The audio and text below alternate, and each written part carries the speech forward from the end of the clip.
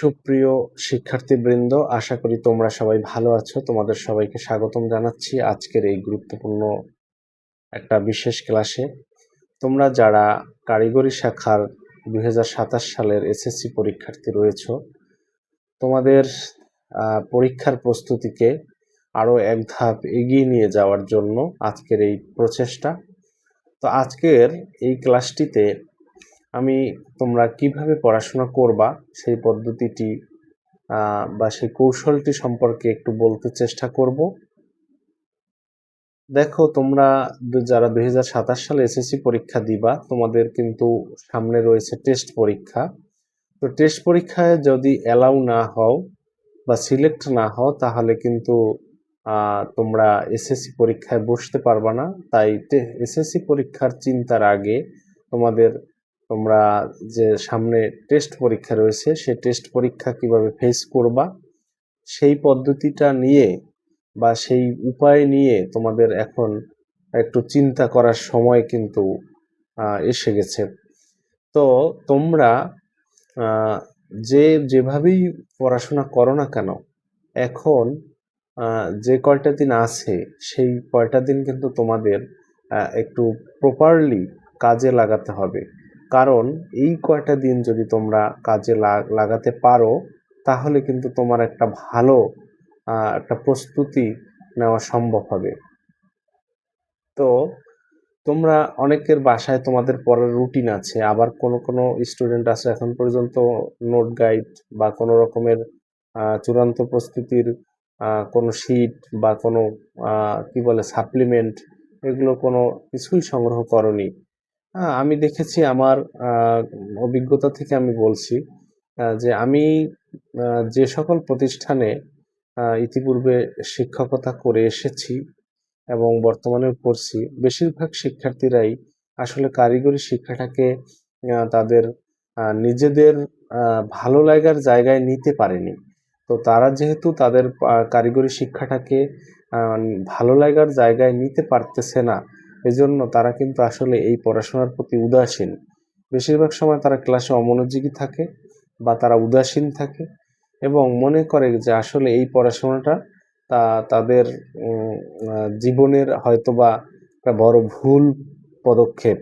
তো এইরকম চিন্তা ভাবনা থেকে কিন্তু বেরিয়ে আসতে হবে। কারণ এই কারিগরি সেক্টরের পড়াশোনাটা হচ্ছে ইঞ্জিনিয়ারিং লাইনের পড়াশোনা। তো এই ইঞ্জিনিয়ারিং লাইনে যারা পড়াশোনা করে তাদের কিন্তু সায়েন্সের বিষয়েও জানতে হয়, আবার কমার্সের বিষয়েও জানতে হয়, এবং মানবিক বিভাগে যারা আছে তাদের সেই বিষয়গুলো জানতে হয়। অর্থাৎ কারিগরি শাখার একজন শিক্ষার্থীকে সায়েন্স, আর্টস, কমার্স তিনটা বিভাগের সকল বিষয়বস্তু সম্পর্কে তাদের কিন্তু নলেজ থাকতে হয়। তো আশা করি বুঝতে পেরেছো যে আসলে কারিগরি শিক্ষাটা যে কতটা ফলপ্রসূ একটা শিক্ষা ব্যবস্থা। যদি আমরা বাস্তব জীবনে এই শিক্ষা ব্যবস্থাটাকে আমরা নিজের জীবনে বাস্তবতার সহিত প্রয়োগ করতে পারি এবং এই পড়াশোনাটার প্রতি যদি আমাদের ভালো লাগাটা আমরা কি করতে পারি, বাস্তবায়ন করতে পারি, তাহলে কিন্তু এই পড়াশোনাটা আমাদের ভবিষ্যতে আমাদের একটা কর্মমুখী শিক্ষা হিসেবে পরিগণিত হবে। তো যাই হোক, আমি একটু টেস্ট পরীক্ষার্থীদের কথা থেকে একটু বেরিয়ে একটু আসলে কারিগরি শিক্ষার গুরুত্ব সম্পর্কে মনে হয় একটু বললাম। তো আসলে এটাও তোমাদের একটু বোঝানোর বা বলার একটু দরকার আছে আমি মনে করছি, তাই একটু বললাম। তো আসলে যারা তোমাদের এখন তোমরা যারা 10ম শ্রেণীর শিক্ষার্থী রয়েছো, তোমাদের তো সামনে টেস্ট পরীক্ষা। এখন টেস্ট পরীক্ষার প্রস্তুতি তোমরা কিভাবে নিবা? তো টেস্ট পরীক্ষার প্রস্তুতি নিতে হলে তোমাকে কিন্তু একটা ডায়েরি মেনটেন করতে হবে। কি ডায়েরি? হয়তো তুমি ডায়েরি কিনতেও পারো, আর যার সামর্থ্যে সম্ভব হবে না সে একটা দিস্তা খাতা থেকেও একটা ছোট্ট খাতা তৈরি করে নিতে পারো বা প্যাড খাতায় লিখে রাখতে পারো। এখন যেটা বলবো, তুমি কি করবা, তোমার রুটিন আসলে 6টা টু 7টা, 7টা টু 8টা বা 8টা টু 9টা, এরকম টাইম ধরে ধরে পড়াশোনা হয় না। তুমি কি করবা, তোমার কোন সাবজেক্টের কোন কোন টপিকস বা কোন কোন প্রশ্ন তোমাকে পড়তে হবে সেটা আগের দিন রাত্রে ঘুমাতে যখন যাবা, সে ঘুমানো আহ, যাওয়ার একদম ঠিক পূর্ব মুহূর্তে তুমি পরের দিন কি কি সাবজেক্টের কোন কোন বিষয়গুলো বা কোন কোন প্রশ্নগুলো তুমি পড়বা সেটা তুমি একটু লিখে রাখবা। এবং কোন কোন বিষয়ে তোমার একটু দুর্বলতা রয়েছে বা কোন কোন বিষয়ে তুমি একটু বুঝতে অসুবিধা হচ্ছে বা কোন টপিকসগুলো আদৌ তুমি বুঝতেছো না, সেগুলো একটু হাইলাইট করে রাখতে পারো এবং সেগুলো তোমার ডায়েরিতে লিখে রাখতে পারো। এইটা তুমি পরের দিন সকালে উঠে তোমার যার যার ধর্ম অনুসারে প্রার্থনা করবা। প্রার্থনা করার পরে বা নামাজ পড়ার পরে তুমি পড়তে বসে যাবা। ডায়েরিটা মেনটেন করবা। তুমি কত ঘন্টা পড়লা, কয়টা টু কয়টা পড়লা, সেটা কিন্তু আসলে মুখ্য বিষয় না। তুমি আসলে পড়াশোনাটা করবা, আহ, তোমার কতটুকু পড়তে হবে সেটা, যেটা আগের দিন রাত্রে ডায়েরিতে তুমি যেটু লিখে রেখেছো, সেইটা যেন তুমি ওই দিনের মধ্যে শেষ করতে পারো। এই টার্গেট নিয়ে তুমি আগাতে থাকবা। এবং বিশেষ করে দেখা যায় কি, পদার্থবিজ্ঞান, রসায়ন, গণিত, ইংরেজি এই বিষয়গুলো তোমাদের কাছে অনেক জটিল মনে হয়। এছাড়া আরেকটা সাবজেক্ট আছে বাংলাদেশ বিশ্ব পরিচয়। এই সাবজেক্টটিও কিন্তু তোমাদের কাছে বেশ কঠিন মনে হয়। এটা কিন্তু আসলে আর্টসের বা মানবিক বিভাগের একটা সাবজেক্ট। সেখান থেকে যারা তোমরা কারিগরি শাখায় আছো এবং যারা বিজ্ঞান বিভাগ নিয়ে পড়াশোনা করে তাদের আছে। তো এই বিষয়গুলোর প্রতি একটু বেশি ফোকাস দিতে হবে। এবং এখানে পড়াশোনার ক্ষেত্রে তোমার যে বিভিন্ন সালের প্রশ্ন, বিগত বছরের প্রশ্নগুলো, যেমন বাংলাদেশ কারিগরি শিক্ষা বোর্ডের যে বিগত বছরগুলোতে যে সকল প্রশ্ন প্রত্যেকটা অধ্যায় থেকে এসেছে, সেই অধ্যায়গুলো কিন্তু তুমি ভালোভাবে পড়বা। বাকাশিব সালগুলো দেখে দেখে যদি তুমি প্রস্তুতি নেও, তাহলে তোমার শতকরা 80 থেকে 90% প্রস্তুতি কিন্তু হয়ে যাবে।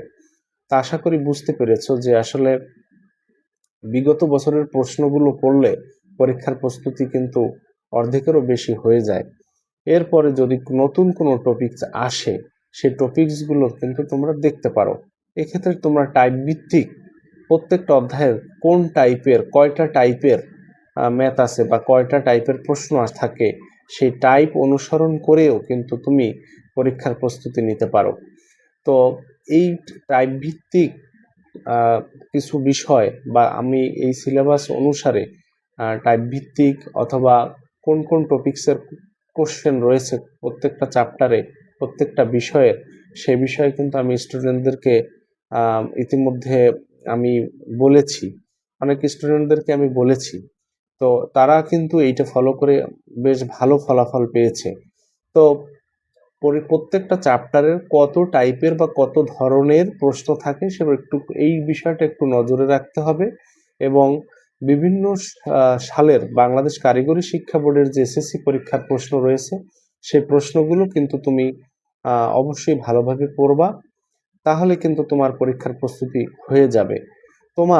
তোমাদের যে আসলে বোর্ড বইগুলো দেওয়া হয়েছে, এই বোর্ড বই পড়তে পারলে ভালো, কিন্তু কারিগরি শাখার স্টুডেন্টদের আসলে বোর্ড বই পড়লে তেমনটা উপকারে আসে না। তারা আসলে নোট গাইড যেটা থাকে, সেখানে যে বাংলাদেশ কারিগরি শিক্ষা বোর্ডের বিগত বছরের যে প্রশ্নপত্র থাকে, সে প্রশ্নপত্র যদি তারা ভালো করে স্টুডেন্টরা পড়ে, তাহলে এই প্রশ্নপত্রের মধ্য থেকেই বিগত বছরের প্রশ্ন পর্যালোচনা করে দেখা গিয়েছে যে এইগুলোর মধ্য থেকেই কিন্তু পরীক্ষা আসছে, এইগুলোর মধ্য থেকে স্টুডেন্টরা কমন পেয়েছে। তো এর ফলে তাদের ফলাফল ভালো হয়েছে, তারা কাঙ্ক্ষিত ফল অর্জন করতে পেরেছে। কিন্তু কিছু স্টুডেন্ট আছে আসলে যত সহজ করেই দেওয়া হয় না কেন, তারা আসলে পড়াশোনার প্রতি ফোকাস আনতে পারে না। আর তারা এই কারিগরি শিক্ষাটাকে একটু অবহেলিত একটা ডিপার্টমেন্ট মনে করে হয়তো, এজন্য এরকম একটা সমস্যা কিন্তু আমরা প্রায়শই লক্ষ্য করি।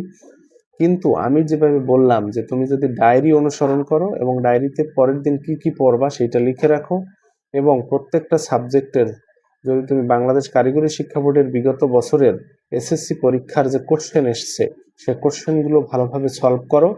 এবং এই কোশ্চেনগুলো সলভ করার পাশাপাশি তুমি যদি প্রত্যেকটা অধ্যায়ের কি কি টাইপের বা কি কি ধরনের প্রশ্ন আছে, কি কি টাইপের অঙ্ক আছে, কি কি ধরনের আহ, লেখা রয়েছে, সেইগুলো যদি একটু বুঝতে পারো, তাহলে কিন্তু তোমার পরীক্ষার প্রস্তুতি আহ, অনেকাংশেই ফলপ্রসূ হবে। তো এইভাবে যদি তুমি পরীক্ষার প্রস্তুতি নিতে থাকো তাহলে কিন্তু তোমার পরীক্ষার প্রস্তুতি একদম 100% হয়ে যাবে। তারপরে তুমি আর একটা কাজ করতে পারো, একটু নোট করে পড়তে পারো যে তোমার নোট গাইডে প্রত্যেকটা একটা প্রশ্ন সেটা হয়তো একটু ইলাবোরেটলি বা বিস্তারিত লেখা আছে। তো এটা যদি তুমি একটু তোমার খাতায় নোট আকারে পড়ো, নোট করে নাও, যে একটু ছোট করে নাও, তোমার টিচার্সের যারা আছে তাদের যদি হেল্প নাও, হেল্প নিয়ে তুমি ছোট করে নিতে পারো, বা তুমি কোশ্চেনটা পড়ে কোশ্চেনে কি চেয়েছে সেই সেই প্রশ্ন অনুসারে যদি তুমি তোমার একটু শর্ট করে নাও, সংক্ষিপ্ত আকারে যদি নোট করে নাও, কারণ অপ্রাসঙ্গিক কথা তোমার পরীক্ষার হলে লেখার সময় তুমি পাবে না। আর নোট গাইডে কিন্তু বাড়তিভাবে প্রশ্নটা বিস্তারিত ভাবে লেখা থাকে। এখন প্রত্যেকটা লাইন তো আর মুখস্থ রাখা সম্ভব না। আসলে প্রশ্নটা কি এবং প্রশ্নের বেসিক অ্যান্সারটা কি, এইটা যদি ফলো করো এবং এইভাবে যদি তুমি আহ নিজেকে প্রস্তুত করতে পারো তাহলে কিন্তু তোমার আসলে পরীক্ষার প্রস্তুতি অনেক বেশি সাকসেসফুল হবে। আর দেখা যায় বিভিন্ন প্রশ্নের মধ্যে দেখা যায় 4টা প্রশ্ন থাকে, সৃজনশীল প্রশ্নের মধ্যে ক খ গ ঘ থাকে। তো বিশেষ করে ক নম্বর এবং খ নম্বর প্রশ্ন কিন্তু আসলে তোমাকে বুঝে মুখস্থ করতে হবে বা পড়তে হবে, এবং গ এবং ঘ এটা হচ্ছে লাস্টের প্রশ্নটা তো আসলে উচ্চতর দক্ষতা, তুমি সামগ্রিক বিষয়টা কতটা বুঝলা এইটার উচ্চতর দক্ষতা যাচাই করা হয় ঘ নম্বর প্রশ্নে। তো এই প্রশ্নের অ্যান্সার কিভাবে লিখতে হয় সেই কৌশল তোমাদের কিন্তু আসলে শিখতে হবে, যে প্রত্যেকটা প্রশ্ন, ফিজিক্সের প্রশ্ন কিভাবে লিখতে হয়, কেমিস্ট্রির প্রশ্ন কিভাবে লিখতে হয়, বাংলাদেশ বিশ্ব পরিচয়ের প্রশ্ন কিভাবে লিখতে হয়, এরপরে গণিতের কোশ্চেনগুলো কিভাবে আসলে সলভ করতে হয়, বা গণিত পরীক্ষায় যদি গণিত কমনও না পড়ে দুই একটা তাহলে কিভাবে পাস মার্কস উঠাইতে হবে সে কৌশলগুলো কিন্তু শিখতে হবে। এছাড়া দেখা যায় গণিতের একটা বিষয় একটু বলি, গণিতে কিন্তু তোমাদের যে জ্যামিতি থাকে, তোমরা বেশিরভাগ স্টুডেন্ট কিন্তু জ্যামিতি সঠিকভাবে লিখতে পারো না, কিন্তু জ্যামিতির কিন্তু একটা সুবিধা আছে, তুমি যদি কিছু অংশ লিখে আসো তাহলে কিন্তু তুমি মার্কস পাবা। হুম। আমি বিগত বছরে বোর্ডের খাতা দেখেছি যে স্টুডেন্টরা যদি মোটামুটি রকমেরও লিখে আসতে পারে তাহলে কিন্তু আমি তাদেরকে আহ কি দিয়েছি, মার্কস দিয়ে দিয়েছি। তো জ্যামিতিটা আসলে নোট করে খাতায় খাতায় নোট করে লিখবা, ছোট করে লিখবা, এবং জ্যামিতিগুলো একটু প্র্যাকটিস করবা। এটা মোটামুটি হলেই মার্কস দিয়ে দেওয়া হয়, কিছু না কিছু মার্কস দিবেই তোমাকে।